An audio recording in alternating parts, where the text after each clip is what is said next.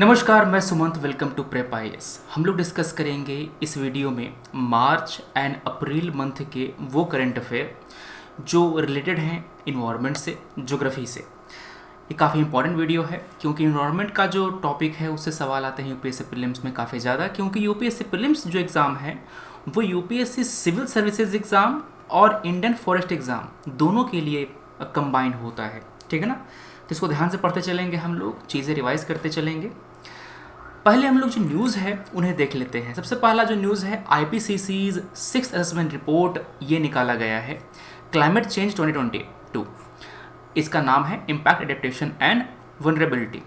आप जब भी ऐसे किसी रिपोर्ट का नाम सुनते हैं तो जो ऑर्गन होता है जिसने उस रिपोर्ट को निकाला है उसके बारे में पढ़ लीजिए। आईपीसीसी जो है वो कोई भी रिसर्च नहीं करता। ये जो inter governmental panel on climate change है ये कोई भी रिसर्च नहीं करता। दूसरी बॉडी के द्वारा जो रिसर्च किए जाते हैं उन रिसर्च को ये स्टडी करता है और अपनी रिपोर्ट निकालता है। क्लियर है। ये एक इंटरनेशनल बॉडी है, इसका हेडक्वार्टर जेनेवा में है और इसको इस्टेब्लिश किया था यूएनईपी और डब्ल्यूएमओ ने। दोनों के दोनों बॉडीज़ काफ़ी इंपॉर्टेंट हैं, यूएनईपी भी और डब्ल्यूएमओ भी। तो दोनों को प्रिपेयर कर लीजिएगा। अभी मैंने बताया ये अपना कोई खुद का रिसर्च नहीं करता, दूसरे के जो रिसर्च हैं उसको स्टडी करके अपने पेपर्स पब्लिश करता है। ये कोई भी क्लाइमेट संबंधित डाटा पैरामीटर को मॉनिटर नहीं करता। साइंटिस्ट इसमें वॉलेंटरीली कंट्रीब्यूट करते हैं, इनका कोई रिक्रूटमेंट वगैरह वैसा नहीं होता। जो भी कंट्री यूएन का या फिर डब्ल्यूएमओ का मेंबर है वो आईपीसीसी का मेंबर बन सकता है, इंडिया भी इसका मेंबर है। इसको नोबेल पीस प्राइज का जो पहले मिल चुका है। इसके कई सारे रिपोर्ट्स आते हैं जो ये बताते हैं कि क्लाइमेट चेंज का हमारे इन्वायरमेंट पर, हमारे इकोनॉमी पर, हमारी लाइफ पर क्या इम्पैक्ट पड़ेगा, जो मोस्ट वनरेबल रीजन हैं वो कौन से हैं और कैसे मिटिगेट किया जाए इस इम्पैक्ट को जो हो रहा है क्लाइमेट चेंज के कारण, ग्लोबल वार्मिंग के कारण। तो ये बातें किसके बारे में हो गई, रिपोर्ट की और आईपीसीसी के बारे में। याद रखना है आपको रिपोर्ट का नाम, climate change 2022 impact, adaptation and vulnerability. कौन निकाला है? आईपीसीसी। अगला जो हमारा टॉपिक है वो है नेशनल डॉल्फिन डे। 5 अक्टूबर को सेलिब्रेट किया जाएगा नेशनल डॉल्फिन डे के रूप में। जो national board for wild life है इसकी जो स्टैंडिंग कमेटी है उसने डिसीजन लिया है। अब यहाँ पर दो बातें डिस्कस करनी है हमें।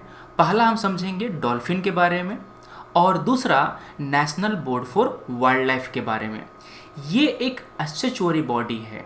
चूँकि ये एक स्टैट्यूटरी या फिर वैधानिक बॉडी है, इसका मतलब ये है कि किसी लॉ के अंतर्गत बनाया गया होगा। वो लॉ कौन सा है? Wild life protection act 1972। ठीक है ना। ये वही कानून है जिसके अंतर्गत जो नेशनल पार्क हैं, वाइल्ड लाइफ सेंचुरी हैं, वो सब डिक्लेयर करी जाती हैं। क्लियर है। इसी वाइल्ड लाइफ प्रोटेक्शन एक्ट में 6 शेड्यूल्स होते हैं। इस 6 शेड्यूल में जो जानवर हैं, वनस्पतियां हैं, उनका नाम लिस्टेड होता है, किसको कितनी प्रोटेक्शन प्रोवाइड करनी है, वो सब बातें यहाँ पर होती हैं। ठीक है। अब देखते हैं डॉल्फिन के बारे में। डॉल्फिन एक इंडिकेटर स्पीसी है। ये क्या होता है?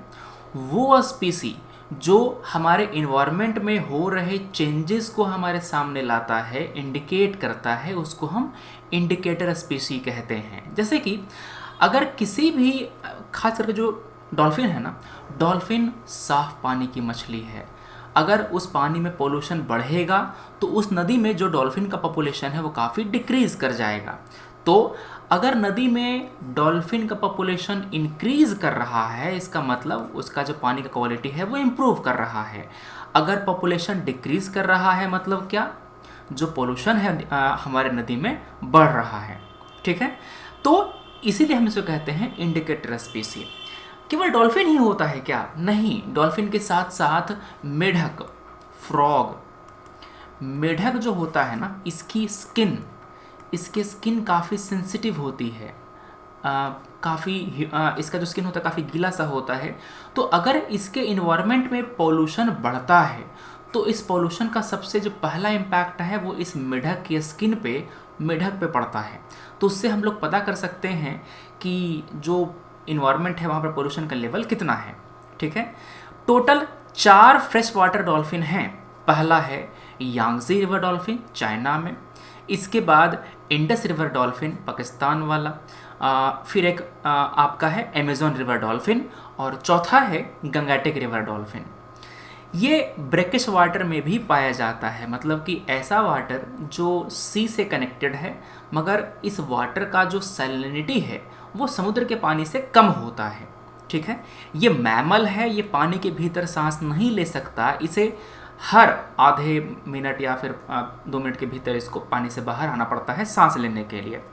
वाइल्ड लाइफ प्रोटेक्शन एक्ट का शेड्यूल नंबर 1 में है, साइट्स के अपेंडिक्स 1 में है, और IUCN के मुताबिक गंगेटिक डॉल्फिन इंडेंजर्ड है। क्या है? इंडेंजर्ड है।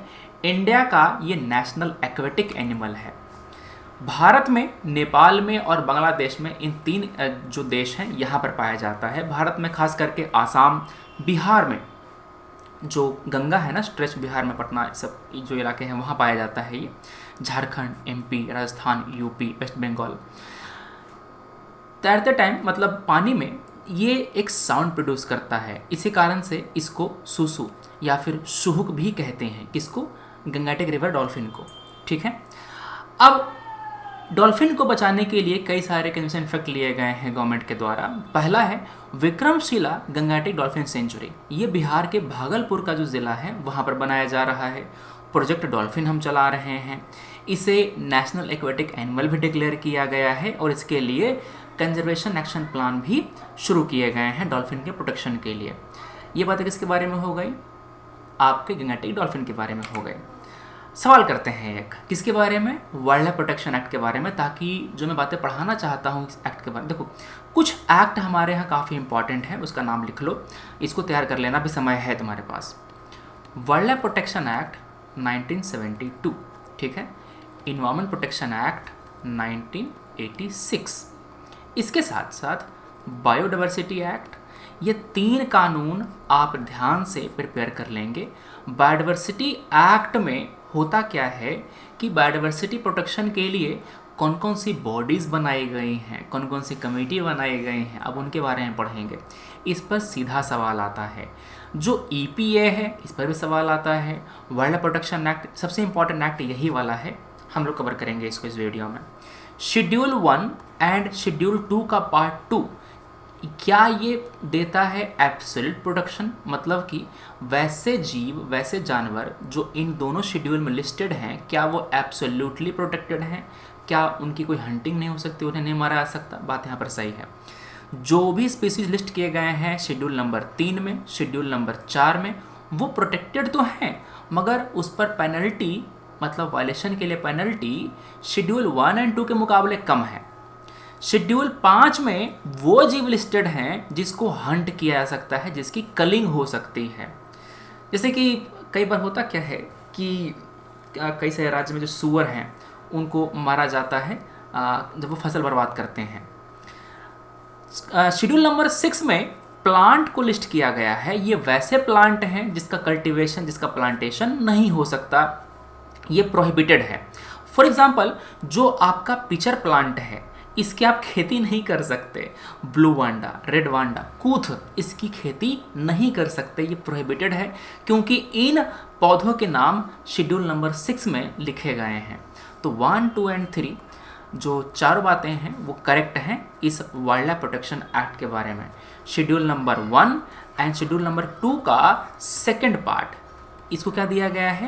Absolute protection. शेड्यूल नंबर 5 में उन जानवरों के नाम लिस्टेड हैं जिसको हंट कर सकते हैं, जिसकी कलिंग हो सकती है। शेड्यूल नंबर 6 में क्या है? पौधों के नाम है जिसका कल्टीवेशन नहीं किया जा सकता।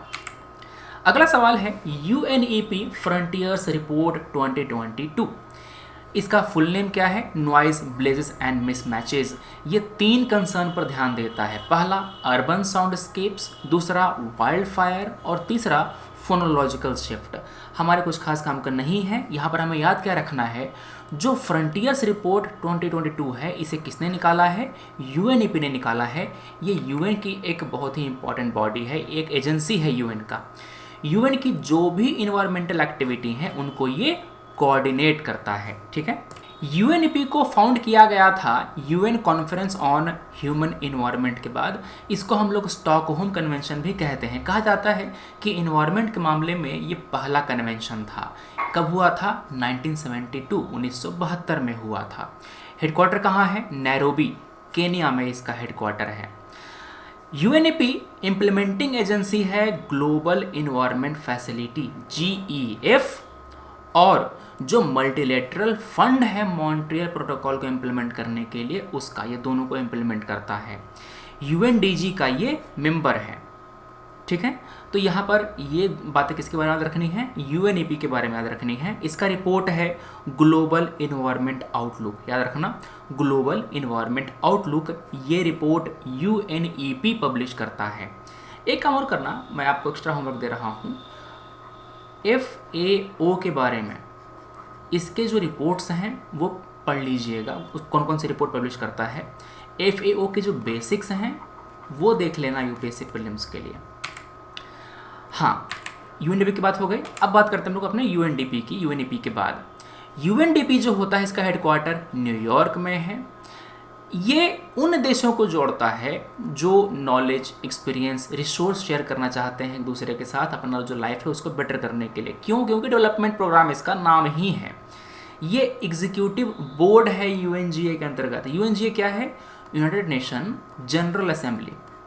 ठीक है, इसका मेन जो फोकस होता है वो पॉवर्टी रिडक्शन पे होता है। HIV एड्स का जो सोल्यूशन है इसका केस को मिनिमाइज करना, democratic governance, energy and environment, social development, इन सब पर इसका मेन फोकस होता है। किसका? यूएनडीपी का। यूएनडीपी ह्यूमन डेवलपमेंट रिपोर्ट को पब्लिश करता है। ये एनुअल रिपोर्ट है। इसी में ह्यूमन डेवलपमेंट इंडेक्स पब्लिश किया, मतलब इस रिपोर्ट का पार्ट होता है वो इंडेक्स। इसका फंडिंग कहाँ से आता है? जो मेंबर कंट्री हैं वो इसको वॉलेंट्री कंट्रीब्यूशन देते हैं, चंदा देते हैं, तो इससे इसका काम चलता है। अगला हमारा टॉपिक है अर्थ आवर के बारे में। अर्थ आवर ऑर्गेनाइज किया जाता है वर्ल्ड वाइल्ड लाइफ फंड के द्वारा। अर्थ आवर हर साल 26 मार्च को मनाया जाता है ग्लोबली। इस साल का थीम क्या था? Shape our future.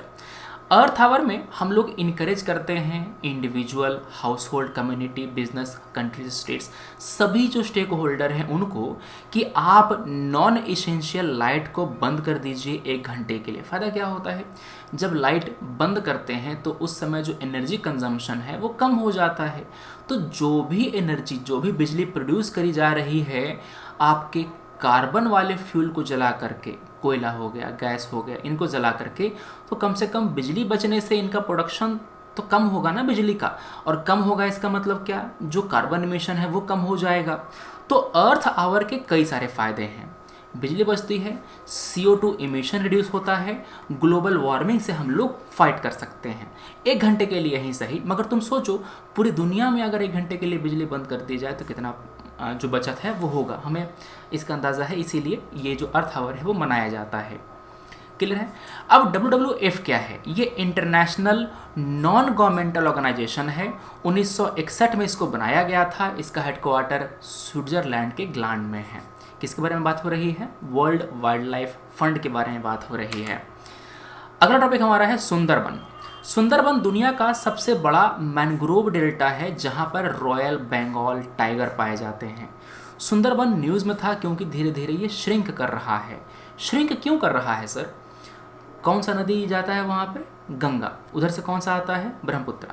अब देखो ध्यान से, गंगा नदी जो आ रही है गंगोत्री से बे ऑफ बंगाल की तरफ, इस पर कई सारे डैम बनाए गए हैं। होता क्या है, जो भी सेडिमेंट बह करके आ रहा था नदी में, वो सेडिमेंट, अच्छा डैम कैसे काम करता है? ये डैम बना हुआ है ना, तो इसके पीछे एक बड़ा सा रिजर्वायर बनता है जहाँ पर पानी को स्टोर किया जाता है। नदी जब ऊपर से बह के आ रही है तो इसके में क्या है? सेडिमेंट है, गाद है। जब ये रिजर्वायर में आती है तो पानी, बहता हुआ पानी खड़ा हो जाता है। तो समस्या क्या हो, आपको पता है ना कि जब पानी ज़्यादा तेज़ बहता है तो उसकी कैरी कैपेसिटी काफ़ी ज़्यादा होती है। पानी जब ठहरता है तो उसकी जो कैरी कैपेसिटी है वो कम हो जाती है, मतलब जो भी गाद वो बहा करके ला रही होती है वो गाद जमने लगती है। तो सेडिमेंट इस रिजर्वायर में जमने लगता है। पानी जब बह करके आगे बढ़ता है ना तो इसमें सेडिमेंट कम हो जाता है। तो इतने सारे रिजर्वायर से पानी जब बह करके आगे बढ़ता है तो यहाँ पर जो आपका डेल्टा है सुंदरबन का, यहाँ पर उतना सेडिमेंट नहीं पहुँच पाता जितने सेडिमेंट की वहाँ पर ज़रूरत होती है। That's why due to lack of sediment जो सुंदरबन का जो साइज है धीरे धीरे श्रिंक हो रहा है। ठीक है, इसको UNESCO world heritage site declare किया गया था 1987 में। ये बायोस्फीयर रिजर्व भी है, इसमें नेशनल पार्क भी हैं और इसमें टाइगर रिजर्व भी हैं। ठीक है, किसके बारे में बात हो रही है? सुंदरबन के बारे में। अगला हमारा टॉपिक है सिम्बा। सिम्बा नाम रखना था तो हमने किया क्या, software with intelligence marking based identification of Asiatic lion. इस पूरे बड़े नाम को शॉर्ट फॉर्म में सिम्बा कहा गया है। काम क्या होगा, एशियाटिक लायन को आइडेंटिफाई किया जाएगा इस सॉफ्टवेयर के ज़रिए। ठीक है, ये AI बेस्ड सॉफ्टवेयर है जो एशियाटिक लायन पर जो पैटर्न बने हुए हैं, जो मार्क बने हुए हैं, उसको आइडेंटिफाई करके गिनती करता है। हैदराबाद का जो टेलियो लैब्स है उसने इसको डेवलप किया है। तो अगर आपसे सवाल पूछा जाए कि सिम्बा ये जो टर्म है वो रिलेटेड है किससे, एशियाटिक लायन के जो गिनती है उसका आइडेंटिफिकेशन है उससे। अब बातें हो किसके बारे में, एशियाटिक लायन के बारे में देख लेते हैं। एशियाटिक लायन केवल भारत में ही पाया जाता है। भारत के जो 5 प्रोटेक्टेड एरियाज़ हैं और सब के सब गुजरात में ही हैं। एक तो हो गया गिर नेशनल पार्क, गिर सेंचुरी, पानिया सेंचुरी, मिटियाला सेंचुरी और गिरनार सेंचुरी। गुजरात में ही केवल एशियाटिक लायन यहाँ पर पाए जाते हैं। एशियाटिक लायन जो होता है 5 बड़े कैट में से एक है।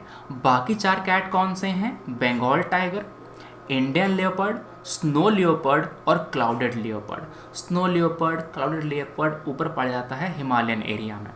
ठीक है, लॉयन इकलौते बिल्ली का एक सदस्य होता है जो ग्रुप में रहता है। इस ग्रुप को हम लोग प्राइड कहते हैं। ठीक है, फीमेल लॉयन जो होती हैं वो प्राइमरी हंटर होती हैं, इसके मेल थोड़े आलसी होते हैं। तो ये सब चीज़ें हैं।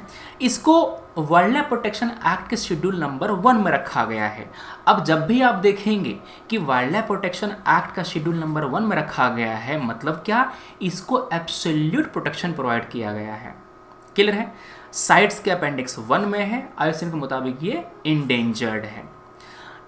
अफ्रीकन लाइन के कंपैरिजन में हमारा जो एशियाटिक लायन थोड़ा सा छोटा होता है। अफ्रीकन लायन वनरेबल है, एशियाटिक लायन इंडेंजर्ड है। अगला है चीता रिलोकेशन प्लान। नामीबिया से हम लोग चीता को इंडिया में रिलोकेट करने का जो प्लान है बना रहे हैं। तो जो नामीबियन चीता है ना, उसको हम सोच रहे हैं डिक्लेयर करने का, अपॉइंट करने का countries goodwill ambassador for India's independence 75 जो ईयर हो रहा है इंडिपेंडेंस का, उसके लिए। बात याद रखनी है, इंडिया में चीता हम लोग ला रहे हैं, इंट्रोड्यूस कर रहे हैं। कहाँ से? नामीबिया से। चीता जो अफ्रीकन चीता है वो वनरेबल है। जो एशियाटिक चीता है वो क्रिटिकली एंडेंजर्ड है। हंटिंग के कारण 1952 में भारत से चीता लुप्त हो गया था, एक्सटिंक्ट हो गया था। ये दुनिया का फास्टेस्ट लैंड मैमल है। साइट्स का जो अपेंडिक्स 1 है वहाँ पर इसको इसको रखा गया है। ये कीस्टोन स्पीशीज, ये क्या होता है? कीस्टोन स्पीशीज मतलब ये होता है कि अगर किसी इकोसिस्टम में कीस्टोन स्पीशीज गायब होना शुरू हो जाए तो पूरा इकोसिस्टम कोलैप्स कर जाएगा। जैसे कि शेर, बाघ, अगर ये जंगल से लुप्त हो जाएं तो जो शाकाहारी जीव हैं उनका जनसंख्या बढ़ने लग जाएगा, क्योंकि उनकी पॉपुलेशन को कंट्रोल करने वाला कोई नहीं बचेगा। तो जब ये शाकाहारी जीव बढ़ते जाएंगे तो जो कंज्यूम करते हैं शाकाहारी जीव, पेड़ पौधे, उन पर खतरा आ जाएगा। ठीक है, तो इस तरह से जो अनबैलेंस है वो हो जाएगा। अगला हमारा टॉपिक है इंडियन वुल्फ। साइंटिफिक पॉपुलेशन जो है, जो एस्टिमेशन है इंडियन वुल्फ का हुआ है, कहा जाता है कि केवल 3100 वुल्फ ही भारत में पाए जाते हैं। ये भारत का जो scrub, grassland, agro pastoral region है, सेमी एरिड इंडिया का, मतलब जहाँ बारिश थोड़ी सी कम होती है वहाँ पर ये पाया जाता है। सबसे ज़्यादा मिलता है ये मध्य प्रदेश में, उसके बाद राजस्थान, गुजरात, महाराष्ट्र, छत्तीसगढ़, वैसे इलाके जहाँ पर ज़्यादा बारिश नहीं होती वहाँ पर ये इंडियन वुल्फ पाया जाता है। इसको खतरा है किससे किससे? हंटिंग से। अब जंगल को हम लोग इंक्रोच कर रहे हैं, जंगल काट के खेत बना दे रहे हैं, वहाँ पर घर बना देते हैं, तो इनका जो हैबिटेट है ना, इसको इंक्रोच होता है, इसका हैबिटेट फ्रेगमेंटेशन हो जाता है। मैन एनिमल कन्फ्लिक्ट, इंसान भी मार देते हैं इसको। शेड्यूल 1 में रखा गया है आपके WPA के, मतलब कि इसको मिला हुआ है एब्सोल्यूट प्रोटेक्शन। साइट्स का अपेंडिक्स 1, मगर IUCN के मुताबिक ये लीस्ट कंसर्न है क्योंकि इसकी जनसंख्या ठीक ठाक है। अब आती है बात गोल्डन लंगूर की। गोल्डन लंगूर भारत में केवल आसाम में मिलता है। इसके साथ साथ जो भूटान का जो एरिया है लगा हुआ, आसाम के ठीक ऊपर भूटान पड़ता है, तो वहाँ पर मिलता है ये वाला। साइट्स का अपेंडिक्स 1 IUCN के मुताबिक क्या है, ये इंडेंजर्ड है। IUCN के मुताबिक wild protection act schedule number 1 में रखा गया है। इसको मेनली थ्रेट है इलेक्ट्रोक्यूशन से, डिफॉरेस्टेशन से और हैबिटेट लॉस से। भारत में आसाम और भूटान का जो फॉरेस्ट एरिया है वहाँ पर ये पाया जाता है। न्यूज़ में क्यों था, क्योंकि इसका डिक्लाइन देखने को मिला पॉपुलेशन का, इसी कारण से इसकी संख्या काफ़ी कम होती जा रही है। हमने पढ़ा किसके बारे में, गंगाटिक डॉल्फिन के बारे में पढ़ा। अब पढ़ेंगे हम लोग रफ टूथेड डॉल्फिन के बारे में। पहला जो साइटिंग है रफ टूथेड डॉल्फिन का, भारत का जो भारतीय जो जल है वहाँ पर देखा गया है। ये ट्रॉपिकल और वार्म टेम्परेट वाटर में पाया जाता है पूरी दुनिया में। ये लिस्ट कंसर्न है, मतलब इसकी जनसंख्या ठीक ठाक है, ऐसा कोई लुप्त होने वाला अभी बात नहीं है। साइट्स का जो अपेंडिक्स 2 है वहाँ पर इसको रखा गया है। ठीक है, क्या है ये, लीस्ट कंसर्न कैटेगरी में आता है। अगला टॉपिक हमारा है ओलिव रिडली का।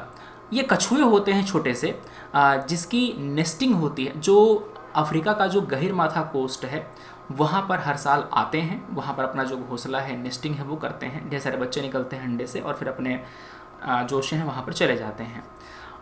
अरीबादा ये टर्म है इससे जुड़ा हुआ, जिसको हम कहते हैं मास नेस्टिंग। ढेर सारे कछुए आते हैं बच्चे देने वहाँ पे। तो जो गहीरमाथा सेंचुरी है ये दुनिया का लार्जेस्ट रूकरी है ओलिव रिडली का। कहाँ पर मिलता है, उड़ीसा में है। ऋषिकुल्य भी एक रीजन है जहाँ पर वो मिलता है। ये है आपका ओलिव रिडली टर्टल। जो ट्रॉपिकल रीजन है प्रशांत महासागर का, इंडियन ओशियन का, अटलांटिक ओशियन का, वहाँ पर ये पाया जाता है। ओलिव ग्रीन कलर होता है इसका। ये वनरेबल है, वाइल्ड लाइफ प्रोटेक्शन एक्ट के शेड्यूल नंबर 1 में पाया जाता है। इसको मेन खतरा होता है जब मछुआरे मछली पकड़ने के लिए अपना जाल फेंकते हैं तो इस जाल में ये कछुए भी फंस जाते हैं, उसकी एक्सीडेंटल किलिंग हो जाती है। दूसरी बात, इसका शिकार किया जाता है इसके मीट के लिए, शेल के लिए और इसकी चमड़ी, इसके लेदर के लिए।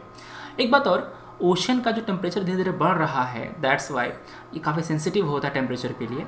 तो ज़्यादा गर्म टेम्परेचर में ये रह नहीं पाता, तो इसका भी हैबिटेट थोड़ा सा कम हो जाता है। अब गवर्नमेंट ने कई सारे कदम उठाए हैं इस टर्टल को सेव करने के लिए।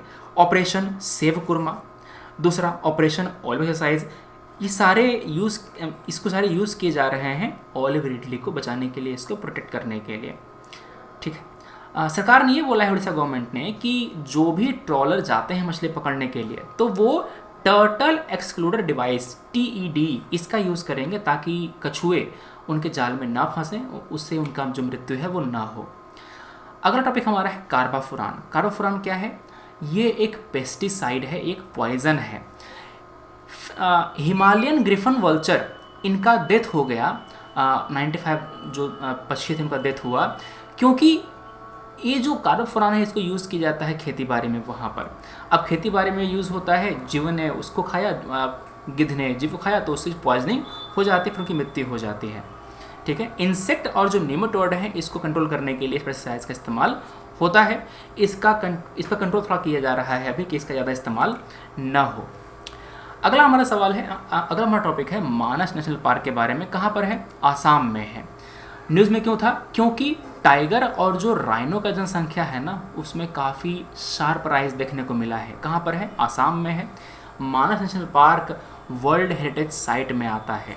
टाइगर रिजर्व भी है, एलिफेंट रिजर्व भी है, बायोस्फीयर रिजर्व भी है, नेशनल पार्क का वाइल्ड लाइफ सेंचुरी भी है। हिमालय का जो फुटहिल है, फुटहिल क्या होता है, ये हिमालय है, ये इसका फुटहिल है। तो यहाँ पर जो नेशनल पार्क है मानस का वो पाया जाता है।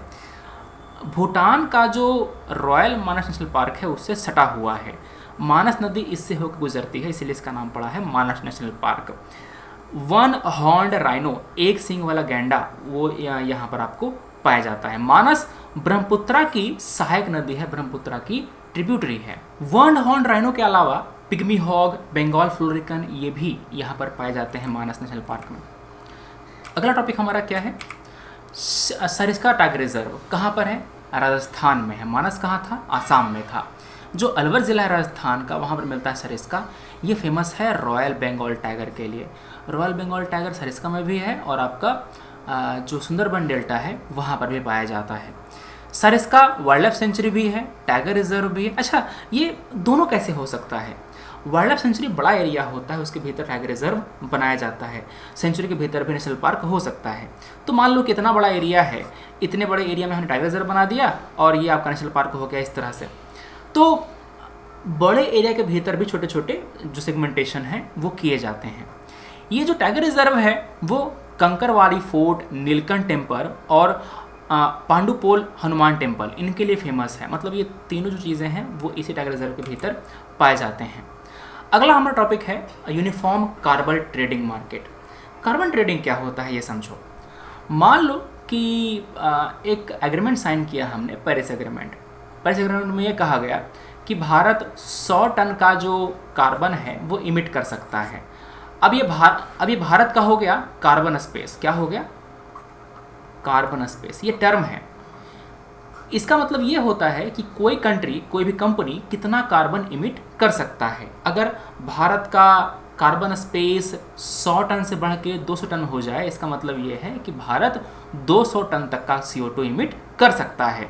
करेगा नहीं करेगा ये भारत पर डिपेंड करता है, मगर भारत को इतना दिया गया है फ्रीडम कि तुम 200 टन तक तुम इमिट कर सकते हो। ठीक है, अब आती है बात कार्बन ट्रेडिंग के। भारत को कितना दिया गया है? 100 टन। 100 टन में से रिलायंस को बोला गया कि तुम 5 टन CO2 इमिट करोगे। टाटा को ये बोला गया कि तुम 6 टन जो कार्बन है वो इमिट करोगे। मान लो कि रिलायंस ने 5 टन के बजाय 7 टन कार्बन इमिट कर दिया, तो इसने 2 टन ज़्यादा CO2 इमिट किया। ठीक है ना। टाटा को कहा गया था कि तुम 6 टन कार्बन इमिट करोगे, मगर टाटा ने केवल 4 टन कार्बन ही इमिट किया, 2 टन कार्बन इमिट नहीं किया। अब रिलायंस बोलेगा टाटा से कि तुम जो 2 टन बचाए हो ना, ये 2 टन वाला क्रेडिट हमको दे दो, तुमको हम 500 रुपया दे देते हैं। ठीक है, मतलब कि रिलायंस ने 500 रुपया दे करके 2 टन कार्बन इमिट करने का जो अधिकार है, राइट है, वो खरीद लिया। इसी को हम कहते हैं कार्बन ट्रेडिंग। ठीक है, एक काम हो सकता है, मान लो कि कोई आदमी है सुमंत नाम का, उसने जंगल लगाया, वो जंगल 2 टन कार्बन को एब्जॉर्ब कर सकता है। ठीक है, तो रिलायंस या तो टाटा से कांटेक्ट करेगा या तो सुमंत से कांटेक्ट करेगा। सुमंत को दे देगा पैसा 500 रुपया और बोलेगा कि तुम जो जंगल लगाए हो ना, तुम जो 2 टन कार्बन अपना बचाए हो, ये कार्बन तुमने जो बचाया है इसका तुमको मिला है एक सर्टिफिकेट। ठीक है ना, वो सर्टिफिकेट तुम हमको दे दो, हम तुमको 500 रुपये पे कर देते हैं। क्या बोलते हैं इसको? Carbon trading. समझे? तो इतना जो बात लिखा गया है उसका यही क्रक्स है। कार्बन ट्रेडिंग ओरिजिनेट हुआ था क्योटो प्रोटोकॉल में। काफ़ी बढ़िया टेक्निक है कार्बन इमिशन रिड्यूस करने का, क्योंकि आखिर इकोनॉमी ही होती है जो सपोर्ट करती है आपके इन्वायरमेंट को, आपके कंट्रीज़ को। अगला हमारा इंडेक्स है state energy and climate index. कौन निकालता है? नीति आयोग निकालता है। यहाँ पर करते क्या हैं, राज्य और यूटी ने जो भी इफर्ट किए हैं क्लाइमेट एंड एनर्जी सेक्टर में, उसमें जो कमी है, जो खामियां हैं, वो देखता है, उसको कैसे इम्प्रूव किया जाए ये बातें बताता है। ठीक है, कौन निकालता है? State energy and climate index NITI Aayog निकालता है। जिनेवा बायोडाइवर्सिटी मीटिंग किसने कराया था organise? UN Geneva biodiversity meeting अभी हाल में ही हुआ, तो इसके बारे में सब बातें रखनी है। इतना ही था इसमें, कुछ खास इसमें था नहीं। हाँ, हमको देखना क्या है बायोडाइवर्सिटी के बारे में। एक कन्वेंशन है CBD, convention on biological diversity. ये लीगली बाइंडिंग ट्रीटी है। अच्छा देखो ध्यान से, किसी भी कन्वेंशन में केवल बातें होती हैं। कन्वेंशन में बोल बच्चन होता है कि हम ये करेंगे, ये करेंगे, ये करेंगे। अब कैसे करेंगे इसके लिए प्रोटोकॉल बनाए जाते हैं। कन्वेंशन को इम्प्लीमेंट करने के लिए प्रोटोकॉल बनाए जाते हैं। फॉर एग्जाम्पल UNFCCC ये कन्वेंशन है, इसको इम्प्लीमेंट करने के लिए क्योटो प्रोटोकॉल बनाया गया, इसके बाद जो पेरिस एग्रीमेंट है ये बनाया गया। समझ गए बात? तो एग्रीमेंट, प्रोटोकॉल, ये सब कन्वेंशन को इम्प्लीमेंट करने के लिए बनाए जाते हैं। सीबीडी आया था अर्थ समिट के बाद। अर्थ समिट कब हुआ था? 1972। स्टॉकहोम कॉन्फ्रेंस कब हुआ था? 1992 में हुआ था, ठीक ना? अर्थ समिट जो स्टॉकहोम वाला है वो 1972 में हुआ था, 1972 में हुआ था, ठीक है। अब सीबीडी का 3 ऑब्जेक्टिव है। जो बायोलॉजिकल डाइवर्सिटी है उसको कंजर्व करना, इसके मतलब डाइवर्सिटी को सस्टेनेबली यूज़ करना, डाइवर्सिटी को यूज़ करने के बाद जो बेनिफिट मिल रहा है उस बेनिफिट को सबको शेयर करना। फॉर एग्जांपल, अगर मैंने जंगल लगाया है, तुम मेरे जंगल में आकर के जो जड़ी बूटी है तुम तोड़ते हो, उससे तुम दवाई बनाते हो, तो तुम जो पैसा कमाओगे दवाई बना करके उसका हिस्सा तुम हमको भी दोगे, क्योंकि जंगल मैंने लगाया है, ठीक है। इसको क्या कहते हैं? Sharing the benefit of biological diversity, क्योंकि जंगल जो मैंने लगाया था। तो ये सब चीज़ें हैं। अब इस सीबीडी को इम्प्लीमेंट करने के लिए 2 प्रोटोकॉल बनाए गए हैं। पहला है कार्टाजीना प्रोटोकॉल। किस पर? बायोसेफ्टी पर। बायोसेफ्टी क्या है? बायोलॉजिकल डाइवर्सिटी को यूज़ करके तुम जो भी टेक्नोलॉजी बनाओगे, तुम जो भी चीज़ें डिज़ाइन करोगे, उससे हमारा बायोडाइवर्सिटी सेफ होना चाहिए। फॉर एग्जांपल, ये नहीं कि तुमने दुनिया में कोई ऐसा वायरस बना दिया जो पूरी दुनिया में लोगों को बुखार और ये फैलाता जा रहा है, लोगों की जान लेता जा रहा है। तो बायोलॉजिकल सेफ्टी को इंश्योर करने के लिए जो कार्टाजीना प्रोटोकॉल है वो बनाया गया है। ये लीगली बाइंडिंग है, 2003 में ये फोर्स में आया था। ये trans boundary movement, transit, handling और जो यूज़ होता है ऑल लिविंग मॉडिफाइड ऑर्गेनिज्म का, उस पर ये अप्लाई होता है, ठीक है। फॉर एग्जांपल, आप कोई वायरस डेवलप करके कहीं ट्रांजिट नहीं कर सकते, ऐसा मतलब इसमें है कार्टाजीना प्रोटोकॉल में। कार्टाजीना के बाद आता है नगोया प्रोटोकॉल। नगोया में क्या होती है? नगोया तुम ऐसे रख सकते हो, नगोया मतलब नको, नहीं देंगे। नगोया का मतलब ये होता है कि अगर कोई बायोडाइवर्सिटी का कंपोनेंट यूज़ कर रहे हैं तो उससे जो बेनिफिट मिल रहा है ना, उस बेनिफिट को हम लोग शेयर करेंगे उनके साथ जिन्होंने उस बायोडाइवर्सिटी को कंजर्व किया है, ठीक है। तो किसके बारे में होगी बातें? नगोया प्रोटोकॉल के बारे में बातें हो गई। और यहीं पर जो चीज़ें हैं वो करी जाती हैं, जो बेनिफिट है वो दिया जाता है किसको? उनको जो कंजर्व कर रहे हैं बायोडाइवर्सिटी को। अगला है इंडियन टेंट टर्टल। अब इनका जो गला है वो देख कर समझ सकते हैं कि इनका नाम इंडियन टेंट टर्टल क्यों रखा गया। शेड्यूल 1 का स्पीशी है, लिस्ट कंसर्न्ड है, साइट्स के अपेंडिक्स 2 में आता है। इंडिया, नेपाल और बांग्लादेश में ये नेटिव है, मतलब यहाँ के नेचुरल हैबिटेट में ये पाया जाता है। भारत में कहाँ कहाँ मिलता है? उड़ीसा, महाराष्ट्र, आंध्रा, आसाम, मध्य प्रदेश, इन इलाकों में। जैसे कि एमपी का जो नर्मदा नदी है ना, वहाँ पर पाया जाता है ये तैराक होते हैं और मेनली हर्बीवोर होते हैं, शाकाहारी। अगला हमारा टॉपिक है ग्रीन हाइड्रोजन के बारे में। OIL, ऑयल इंडिया लिमिटेड ने कमीशन किया है भारत का पहला 99.999% प्योर ग्रीन हाइड्रोजन प्लांट। कहाँ पर? आसाम में। मेनली 4 तरह के हाइड्रोजन होते हैं, ऐसे तो हो तो कई सारे और बनाए हैं नाम दे करके, मगर मेनली 4 होते हैं। पहला होता है ब्राउन हाइड्रोजन। ये क्या होता है? जो हाइड्रोजन कोयले से बनाया जाता है और CO2 को एटमॉस्फेयर में इमिट कर दिया जाता है, उसको हम क्या कहते हैं? Brown hydrogen. अगला होता है ग्रे हाइड्रोजन, जहाँ पर नेचुरल गैस से, मीथेन से बनाया जाता है हाइड्रोजन और CO2 को एनवायरनमेंट में इमिट किया जाता है। तीसरा क्या है? Blue hydrogen.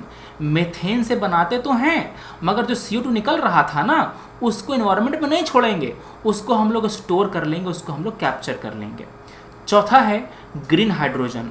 ये वाटर का जो हाइड्रोलिसिस है उससे बनाया जाता है, रिन्यूएबल एनर्जी को यूज़ किया जाता है, कोई भी CO2 यहाँ पर इमिट नहीं होता।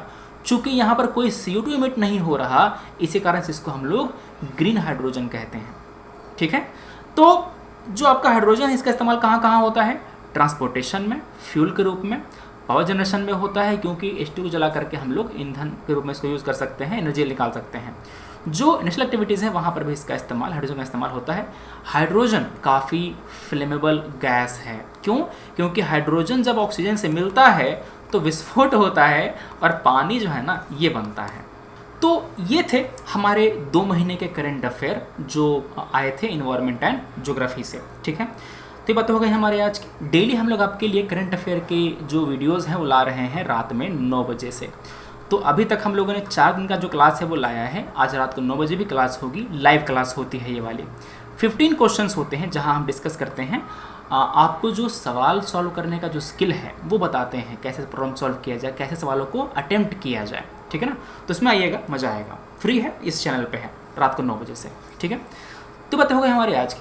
हम मिलते हैं अगले वीडियो में। Thanks for watching, take care, जय हिंद।